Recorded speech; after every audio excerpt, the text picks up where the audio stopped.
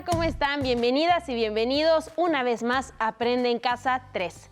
Y espero que ya estén emocionados y listos por comenzar esta sesión de español para sexto grado. Y como siempre nos acompaña la maestra Gaby Rivas. Bienvenida, Gaby. Muchas gracias, María. Qué gusto estar contigo y qué gusto poder saludar a los alumnos de sexto grado y comenzar a trabajar con nuestra práctica social del lenguaje número 7.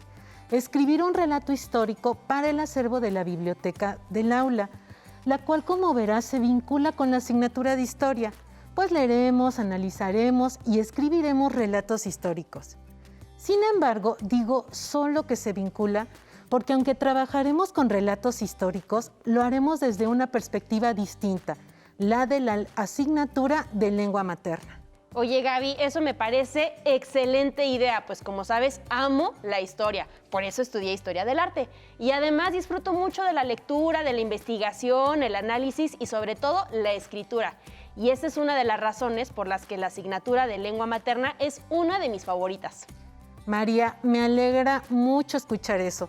Por otro lado, como podrás darte cuenta, los aprendizajes de historia que has construido con la maestra Verónica Hernández te resultarán muy útiles, en particular los relacionados con la investigación, es decir, con la selección y consulta de fuentes de información y con la elaboración de fichas de trabajo de varias versiones de un texto, de una bibliografía, es decir, con todo ese proceso que ya conoces, porque lo has seguido muchas veces durante la primaria, pero que vamos a reforzar en las siguientes clases. A mí me encanta cuando vinculamos asignaturas por medio de algún aprendizaje, pues es, entre otras cosas, una forma de reforzar temas y ampliar nuestros conocimientos. Así es, María. Iniciemos con la sesión de hoy, en la que, como te anticipé, comenzaremos a trabajar la práctica social del lenguaje número 7. Escribir un relato histórico para el acervo de la biblioteca del aula. Por ello, antes de continuar, abramos nuestro libro de texto en la página 86 y leamos el propósito de la misma. Perfecto. En la página 86. ¿Te lo paso, Gaby? Claro que sí. Bien, aquí ustedes, como lo pueden ver en su pantalla, dice Práctica Social del Lenguaje 7. Escribir un relato histórico para el acervo de la biblioteca de aula. El propósito de esta práctica social del lenguaje consiste en que busques, selecciones y leas diversas fuentes que traten un acontecimiento histórico y que con el apoyo de mapas, textos, líneas del tiempo e imágenes, reconstruyas lo sucedido para escribir un relato histórico que incorporarás a la biblioteca de aula. Y con eso ya me queda perfectamente claro el trabajo que estaremos realizando. ¿Y durante cuántas clases nos dedicaremos al relato histórico, Gaby? Durante esta sesión y 5 más. Y nada más para acabar de aclarar el panorama, ¿cuál es el propósito de esta sesión de hoy? ¿Qué haremos? María, vamos a leer 2 relatos históricos y a reflexionar en torno a ellos, con el propósito de reconocer sus particularidades fundamentales. Perfecto. ¿Y qué materiales vamos a necesitar? Vamos a necesitar cuaderno, libro de texto de español, algo con que anotar y, de ser posible, un diccionario. De hecho, aprovecho para invitarlos a que procuren tener a la mano un diccionario en todas las clases de lengua materna de sexto grado, pues vamos a emplearlo con regularidad. Y mira, Gaby, nosotros aquí ya tenemos el nuestro listo. Te felicito, María. Eres una estudiante muy aplicada. Muchas gracias, Gaby. Y a todo esto, vamos a comenzar con la lectura de un texto sorpresa, como ya es la costumbre durante estas clases de lengua materna para sexto grado. Sí, María. En esta y en las siguientes 5 sesiones leeremos distintos fragmentos de relatos históricos sobre un personaje muy atractivo de la historia de México. ¿Sí? ¿De quién? ¿De quién vamos a hablar? Pues nada más y nada menos que de Francisco Villa. ¡Qué emoción! Pancho Villa es uno de mis personajes favoritos de la historia de México y del mundo. Me alegra mucho escuchar eso. Fíjate que es un personaje extraordinario y muy controvertido por otro lado. Te comento que la lectura de los relatos también nos permitirá ir reconociendo las características de esta clase de textos. Asimismo, la información de los relatos que iremos leyendo nos servirá a ti y a mí como base para el relato histórico que escribiremos sobre el denominado Centauro del Norte. ¿El qué? Pero, Gaby, ¿no nos habías dicho que trabajaríamos con Pancho Villa y ahora me sales con esto? Ni siquiera sé qué o quién es un centauro. ¿El Centauro del Norte? Eso me suena más bien como a un grupo de música norteña. No, María. El Centauro del Norte es uno de los sobrenombres más conocidos de Francisco Villa. Por otro lado, qué bueno que te atrevas a preguntarme. Si desconoces el significado de una palabra, te pido por favor que la busques en el diccionario y que cada vez que tengas una duda hagas lo mismo. Esa es una buena manera de saciar tu curiosidad y de ampliar tu vocabulario, lo cual, entre otras cosas, te permitirá pensar y expresarte con mayor precisión. Gaby, qué bueno que haces esta recomendación, porque sí lo voy a hacer, porque no sé qué es centauro y entonces esto me está preocupando muchísimo. A ver, ya estoy en la C, aquí está, centauro. Dice, Bien. criatura mitológica, mitad hombre y mitad caballo. Oye, Gaby, ¿pero qué tiene que ver la mitología con Pancho Villa? Pues mira, en este momento no conozco la respuesta precisa a tu pregunta, María, pero podemos tratar de averiguar. Aunque supongo, si lo reflexiono un poquito, que le decían así por las proezas que llevó a cabo en el campo de batalla, por ser un buen jinete y por tener una manera extraordinaria de ser y de estar en el mundo, diferente a la de la mayoría, quizá incluso como una especie de personaje mitológico. Ay, esto ya se está poniendo bueno. Pero, por favor, Gaby, ¿ya puedes comenzar a leer nuestro primer relato sobre Pancho Villa? Es que ya se me cuecen las habas de saber de qué se trata este texto. De un fragmento del primer capítulo de apuntes sobre la vida militar de Francisco Villa, de la escritora duranguense Nelly Campobello, sobre quien, si lo recuerdas, ya habíamos leído unos poemas, así como uno de los textos de Cartucho, Relatos de la lucha en el norte de México. Bueno, pues el fragmento que compartiremos hoy pertenece al capítulo titulado De donde surge el hombre de guerra. Pero antes de comenzar, les pido por favor que no solo centren su atención en el contenido del relato, sino también en las particularidades del tipo de texto. Pueden pensar, por ejemplo, a qué otra clase de texto se parece, por qué o cuáles son sus principales características, sus funciones. No les pido que respondan estas preguntas en su cuaderno, sino que las tengan en mente al momento de leer este texto, e incluso después, con el objetivo de que puedan ir respondiéndolas por su cuenta con sus propias palabras, a partir del trabajo que realizaremos con esta práctica social del lenguaje. ¿Ya, Gaby? ¿Ya? ¿Ya qué, María? ¿Ya nos vas a leer el relato sobre Pancho Villa? Sí, María, te pido por favor que no comas ansias y que primero abramos nuestro libro de texto en la página 87 y leamos lo que dice el apartado Lo que conozco. ¿Me ayudas, María? Está bien, Gaby, por supuesto que sí. Aunque ya quiero leer nuestro relato, ya lo quiero empezar a leer. Claro que sí, aquí está, mira. Página 87, y dice, lo que conozco. Los hechos o acontecimientos son la unidad básica del estudio de la historia. La suma de hechos da lugar a procesos, y los procesos suceden dentro de periodos. Por ejemplo, un hecho que marcó la historia de México fue el decreto de la expropiación petrolera dentro del periodo de gobierno del general Lázaro Cárdenas. Comenta con tu maestro y compañeros qué es un relato histórico, para qué crees que se escriben sucesos de la historia y pueden existir diferentes versiones sobre un mismo hecho. Gracias, María. Mira, te pedí que leyéramos primero esa página de tu libro de texto porque quiero que tanto las y los niños como tú, mientras escuchan el relato histórico sobre Pancho Villa, vayan reflexionando en torno a las preguntas que acabamos de leer y que repetiré a continuación. ¿Qué es un relato? ¿Qué es un relato histórico? ¿Para qué crees que se escriben sucesos de la historia? ¿Pueden existir diferentes versiones sobre un mismo hecho? Oh, y responderemos las preguntas luego de la lectura, ¿cierto? Sí y no.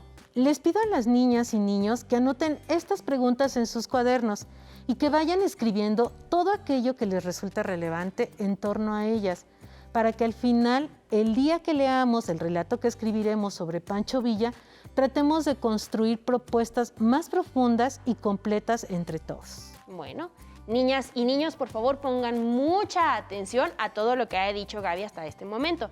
Y ahora sí, nos vas a leer el relato histórico sobre Pancho Villa. Por favor, di que sí, Gaby, ya no nos haga sufrir más. Sí, María. Recuerda que a toda capillita le llega su fiestecita. Yay. Pongan atención. De donde surge el hombre de guerra.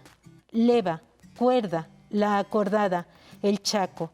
Los hombres de los poblados huían al oír estos nombres y La Acordada se iba detrás de ellos. Villa sabía esto y otras cosas más. Por eso, a los 17 años, pagaba con su sangre el haber nacido fuerte y rebelde. El monte fue su refugio, sus amigos, otros hombres jóvenes que huían por la misma causa. Entre ellos estaban José Beltrán, Rosendo Gallardo, Sabás Martínez y otros cuyos nombres se oscurecen allá lejos en las arrugas de la sierra donde los lobos aúllan. Su rebeldía era clara y limpia. Las aves también la sienten cuando la mano del hombre las aprisiona.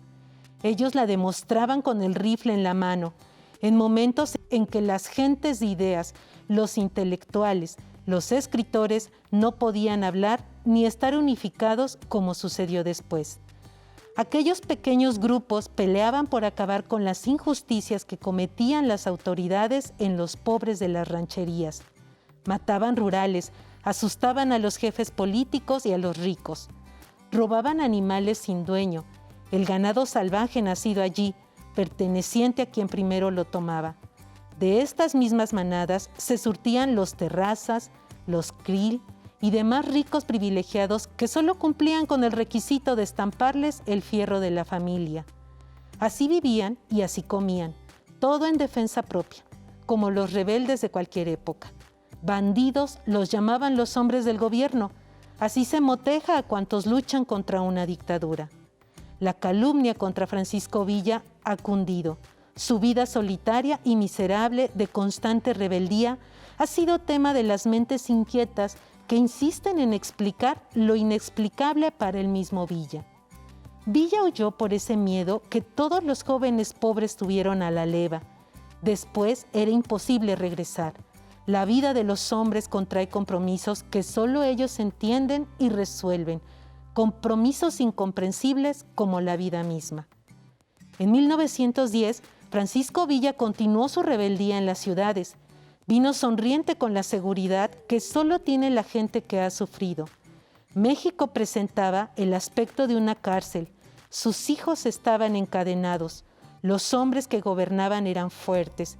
Villa, siguiendo a Francisco y Madero, supo que con palabras y manifiestos nada se haría porque el pueblo no sabía leer.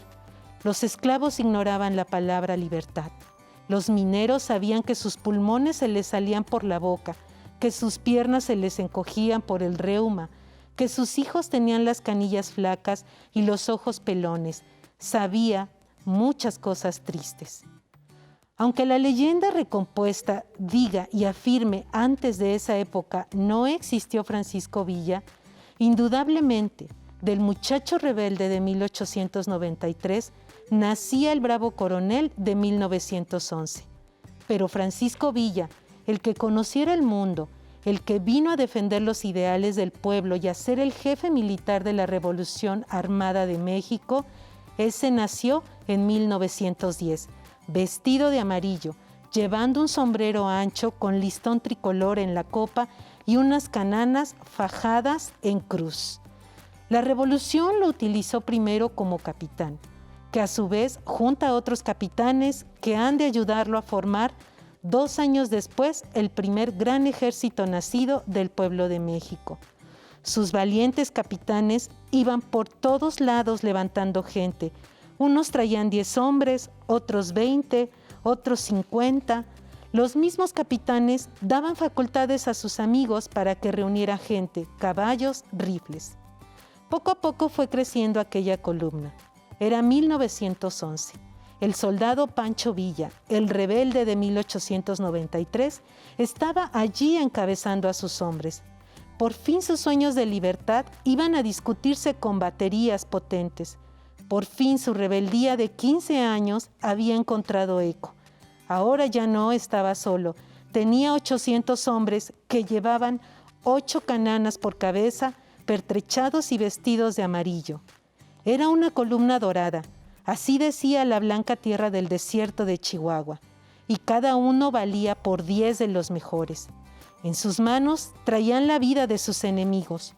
Los soldados del pueblo pedían venganza. Podían temblar los caciques, los elegidos, los enriquecidos con los dolores del pueblo.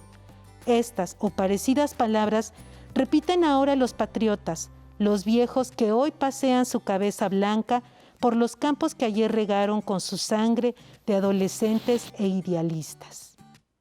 En 1911 lo hicieron coronel, aunque él ya lo era de hecho.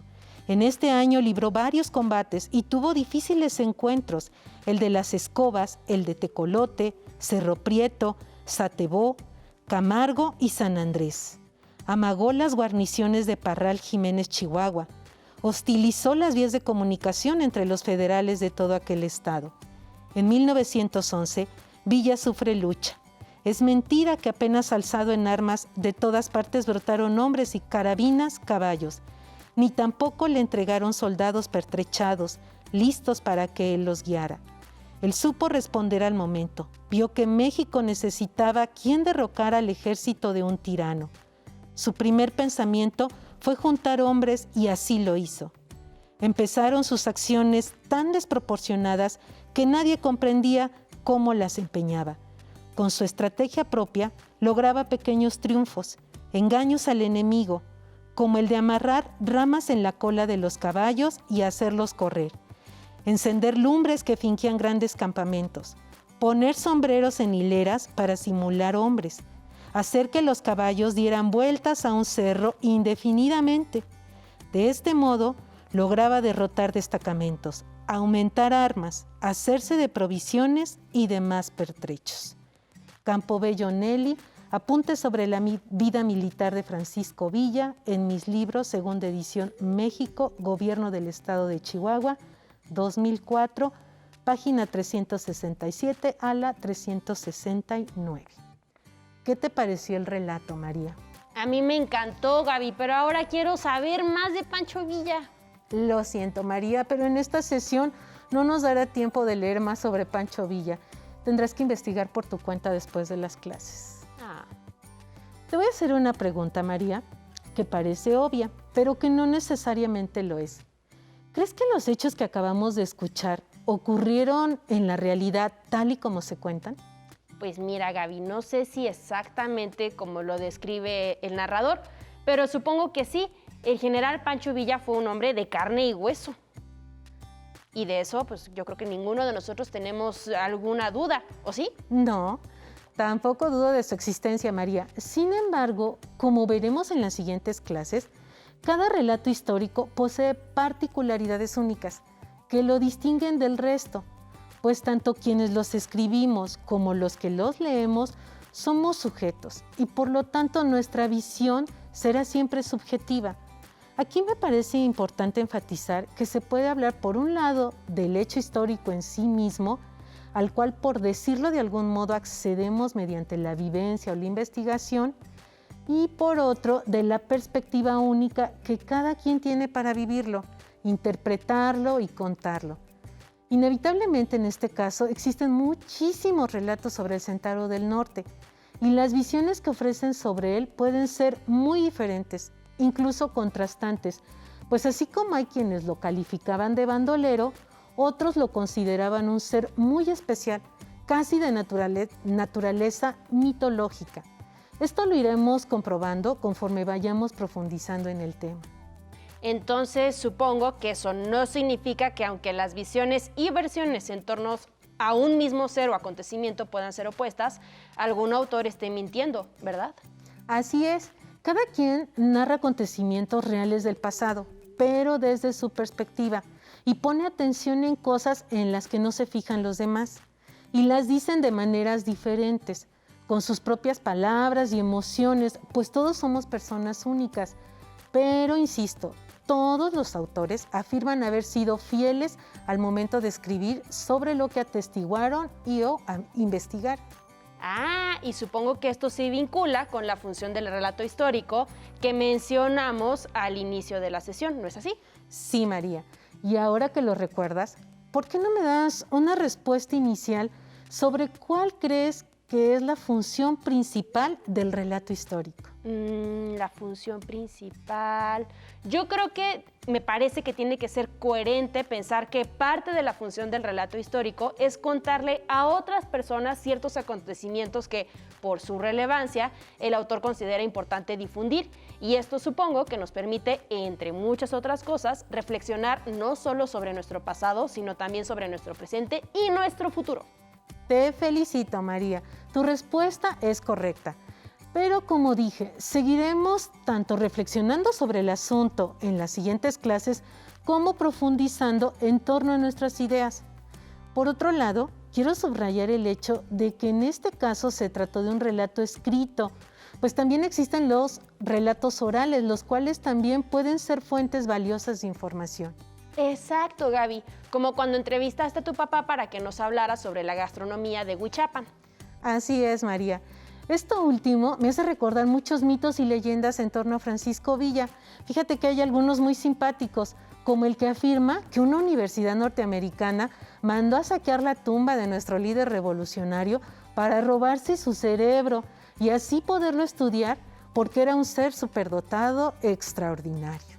Ay, qué interesante. Como dije al principio, es un personaje que de por sí ya me fascinaba, pero ahora, conforme voy sabiendo más sobre él, creo que ya hasta me estoy enamorando. Llegando a mi casa comenzaré a investigar para que a la mera hora no me agarren las prisas y podamos escribir nuestro relato con toda calma, disfrutándolo. Muy bien, María. Antes de pasar a lo siguiente, quiero hacerte una pregunta. ¿Qué otras particularidades distingues en el relato histórico como tipo de texto? Lo primero que se me ocurre es buscar la palabra relato en el diccionario, aprovechando que ya lo tenemos aquí a la mano. Sí se puede, ¿verdad, Gaby? Adelante, María, Ay, que para perfecto. eso es el diccionario. A ver, aquí estoy en la PR. Ya encontré la R. Bueno, es que ya la había medio empezado a buscar. Relato, dice relato. Conocimiento que se da generalmente detallado de un hecho. Narración, cuento. Este es un buen punto de partida, María. Pero, ¿qué me puedes decir tú con tus propias palabras? Pues de lo que podría decir es que las acciones referidas se ciñan a un espacio y a un tiempo determinados. Muy bien, María.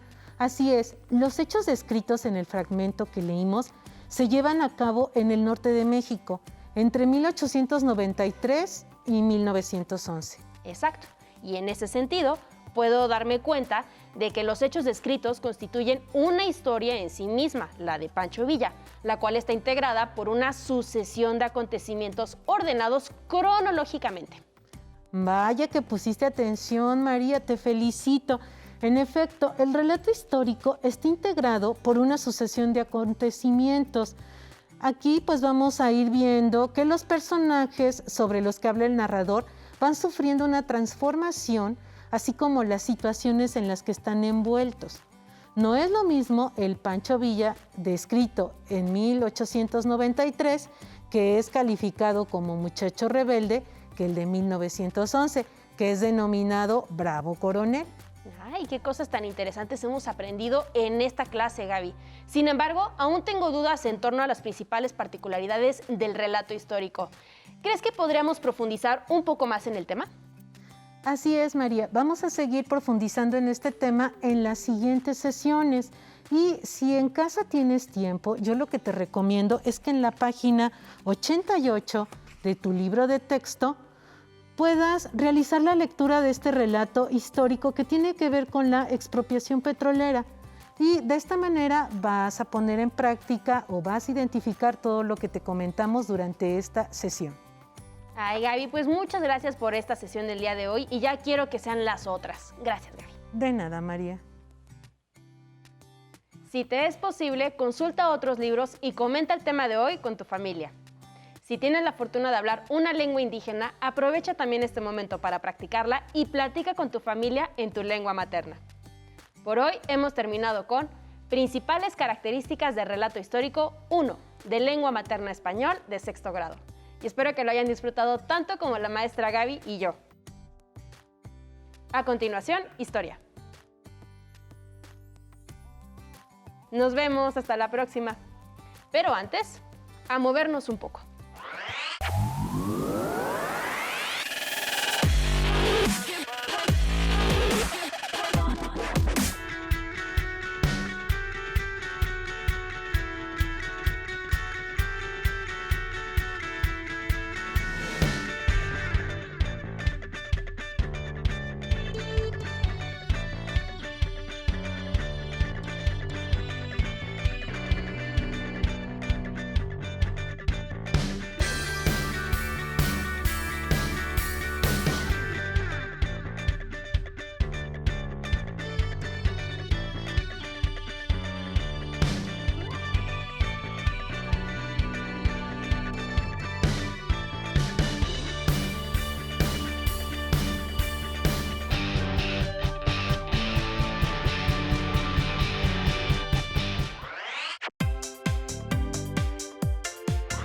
El 19 de febrero no habrá clases porque hay Consejo Técnico Escolar, así que tendremos programación de entretenimiento. No te la pierdas.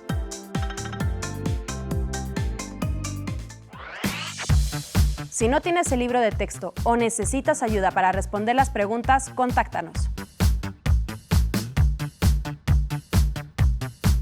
Para apoyo pedagógico, hay maestras y maestros de lunes a viernes de 8 a 20 horas en el teléfono 55 41 72 04 13, con 100 líneas.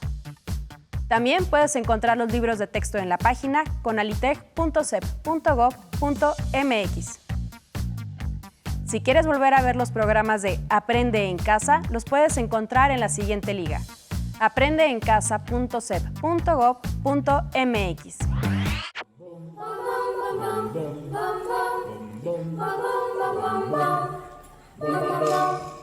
La negrita cucurumbe se fue a bañar al mar para ver si las blancas olas su carita podía blanquear. La negrita cucurumbe a la playa se acercó y envidiando a las conchitas por su pálido color.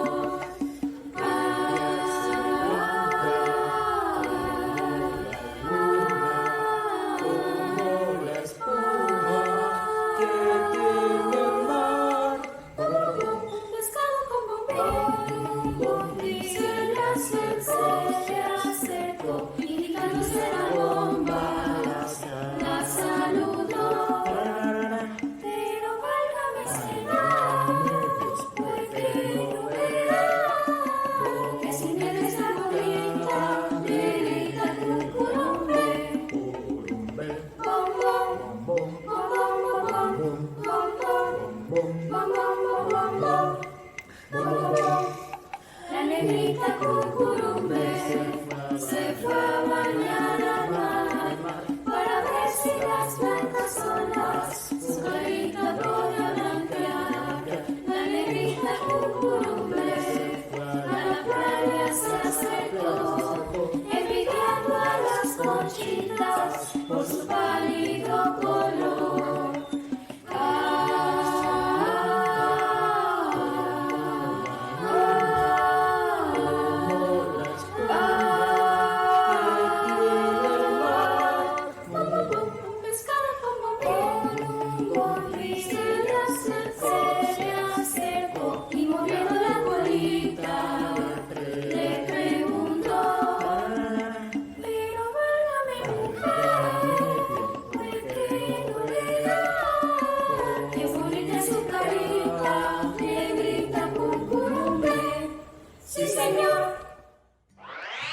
Nos vemos, hasta la próxima.